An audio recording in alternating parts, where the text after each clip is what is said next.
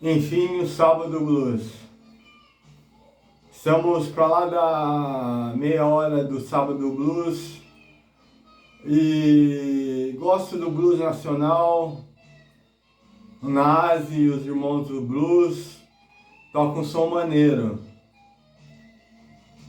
Celso Blues Boys, eu já não captei a mensagem, né? E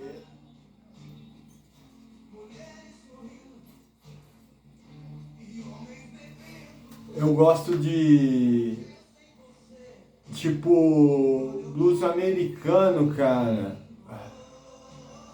Pois na Beale Street, que seria o point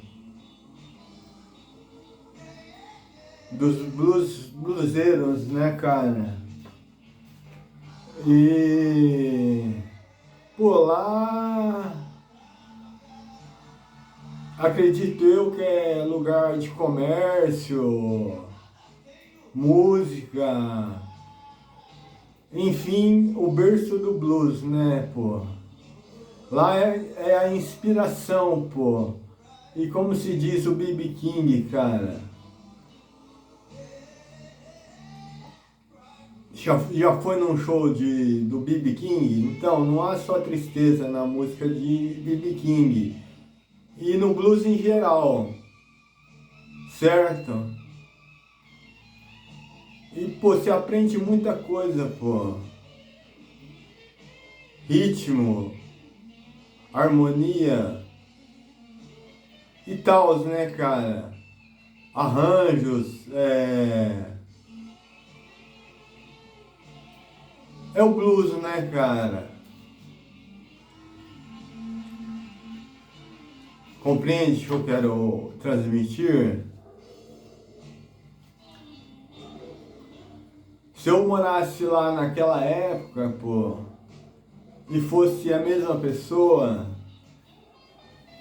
acho que eu não... Pô, acho que eu ia, né, pô, seguir os traços do Chuck Berry, né, cara?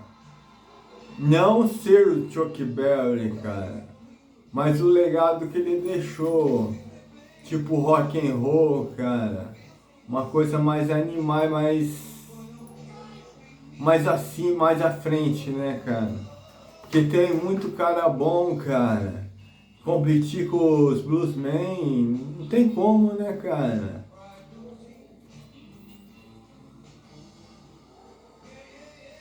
Em 1941 eu vi no Google.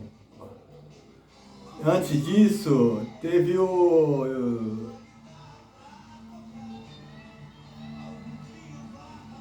Robert Johnson, né, cara? Sacou? É isso aí, turma. Vou terminar de ver o blues, não sei se eu faço um feijão, porque eu comi torta de sardinha. A massa ficou pesada e já sacia. Certo? E espero vocês de noite e vamos se falando aí, ok? Aquele abraço.